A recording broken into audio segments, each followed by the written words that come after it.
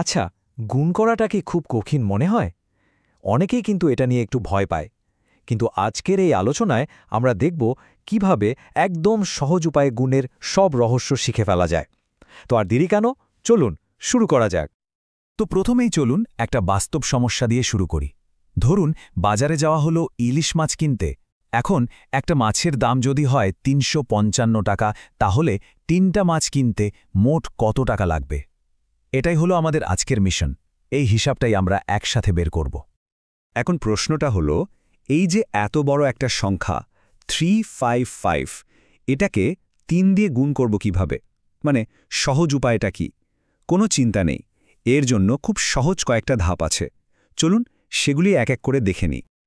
তার আগে একটা কথা, গুণ আমরা কেন শিখব? কারণটা খুব সিম্পল, এটা আমাদের প্রতিদিনই কাজে লাগে। ওই যে একটু আগে মাছের বাজারের হিসাবটা দেখলাম, ঠিক ওই রকম আরও হাজারো সমস্যার সমাধান করার জন্য গুণ কিন্তু একটা দারুণ কাজের জিনিস। বেশ, তাহলে কি এই অ্যাডভেঞ্চারের জন্য সবাই তৈরি? বড় কোনো কিছু করার আগে সেটার বেসিকটা তো শক্ত করতে হয়, তাই না? তো চলুন আমরাও একদম সহজ এক ধাপের একটা গুণ দিয়ে শুরু করি। আমাদের প্রথম উদাহরণটা হলো ২৮কে ৪ দিয়ে গুণ। এখানে একটা জিনিস খেয়াল করা খুব জরুরি। দেখুন সংখ্যা দুটো কিভাবে একটার নিচে আরেকটা সাজানো হয়েছে। এককের ঘরের নিচে এককের ঘর আর দশকের ঘরের নিচে দশকের ঘর। এই সাজানোটা কিন্তু খুব ইম্পর্ট্যান্ট। এটার একটা খুব সহজ পদ্ধতি আছে, চলুন দেখি। প্রথম কাজ হলো এককের ঘরের সংখ্যা দুটোকে গুণ করা, মানে ৪ আর ৮। ৪ ৮ কত হয়? ৩২। আচ্ছা, এই ৩২-এ ২ আমরা নিচে লিখব, আর হাতে রইল কত? ৩। এই হাতে থাকা ৩কে আমরা দশকের ঘরের উপর পাঠিয়ে দেব। পরের ধাপে আমরা ৪ দিয়ে দশকের ঘরের ২কে গুণ করব। ৪ দুগুণে ৮। কিন্তু এখানেই শেষ নয়, ওই যে হাতে ৩ ছিল সেটাকে এই ৮-এর সাথে যোগ করে দিতে হবে। তো ৮ আর ৩-এ মিলে হলো ১১। এবার এই ১১কে নিচে বসিয়ে দিলেই আমাদের ফাইনাল উত্তর চলে এলো ১১২। দেখলেন তো কি ভীষণ সহজ? বাহ, ছোট গুণ তো আমরা শিখে গেলাম। এবার সময় হয়েছে আরও বড় সংখ্যা গুণ করার জন্য একটা ম্যাজিক্যাল ট্রিক শেখার। এটাকে একটা গোপন অস্ত্রের মতো ভাবতে পারেন, যেটা বড় বড় হিসাবকে একদম পানি ভাত করে দেবে। এই ব্যাপারটা কিন্তু বেশ মজার, তাই না?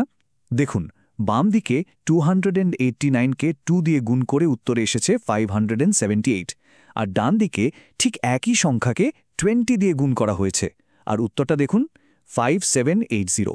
কিছু কি চোখে পড়ছে? 20-র ওই বাড়তি শূন্যটা উত্তরের ওপর কি করল? হ্যাঁ, ঠিক ধরেছেন, উত্তরের শেষেও জাস্ট একটা শূন্য বসে গেছে। আসলে নিয়মটা খুবই সহজ। কোনো সংখ্যাকে যদি ১০ দিয়ে গুণ করতে হয়, তাহলে সংখ্যাটার ডান দিকে শুধু একটা শূন্য বসিয়ে দিলেই কাজ শেষ। আর যদি ১০০ দিয়ে গুণ করার দরকার পড়ে, তাহলে দুটো শূন্য বসাতে হবে। ব্যাস, এটাই হলো আমাদের শূন্যের ম্যাজিক। দারুণ!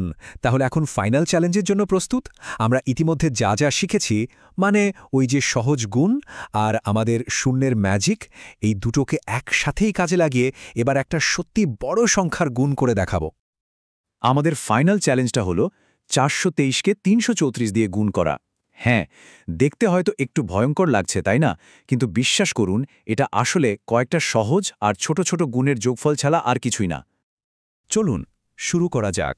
আমরা এই পুরো গুণটাকে ৩টে ছোট ছোট ভাগে ভাগ করে নেব।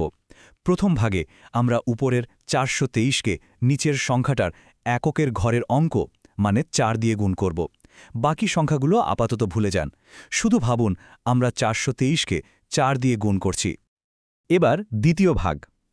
এখানে আমরা ৪২৩কে দশকের ঘরের অঙ্ক, মানে ৩ দিয়ে গুণ করব। কিন্তু মনে আছে তো, এটা কিন্তু আসলে শুধু ৩ নয়, এটা হলো ৩০। আর এখানেই কাজে আসবে আমাদের সেই শূন্যের ম্যাজিক। আমরা কি করব? দ্বিতীয় লাইনে প্রথমে ডান দিকে একটা শূন্য বসিয়ে নেব। তারপর ৪২৩কে ৩ দিয়ে গুণ করে যা ফল আসবে সেটা ওই শূন্যটার আগে বসিয়ে দেব। আর একদম শেষ ভাগে আমরা ৪২৩কে শতকের ঘরের অঙ্ক, অর্থাৎ ২ দিয়ে গুণ করব। আর যেহেতু এটা আসলে ২০০, তাই শূন্যের নিয়মটা কি হবে? একদম ঠিক, আমরা তৃতীয় লাইনে ডান দিকে দুটো শূন্য বসাবো। তারপর ৪২৩কে ২ দিয়ে গুণ করে যে ফল আসবে সেটা ওই দুটো শূন্যের আগে বসিয়ে দেব। আর সবথেকে শেষ ধাপটা তো একদমই সহজ। আমরা যে ৩টা আলাদা আলাদা ফল পেলাম প্রথম, দ্বিতীয় আর তৃতীয় লাইনে, সেগুলোকে জাস্ট একসাথে যোগ করে দিতে হবে। আর দেখুন, এভাবেই ছোট ছোট সহজ ধাপে কত বড় একটা সমস্যার সমাধান হয়ে গেল।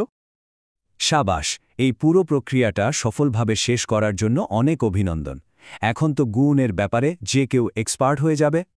তাহলে চলুন আজকের আলোচনার মূল বিষয়গুলো মানে গুণের গোল্ডেন রুলসগুলো আরেকবার ঝালিয়ে নেওয়া যাক।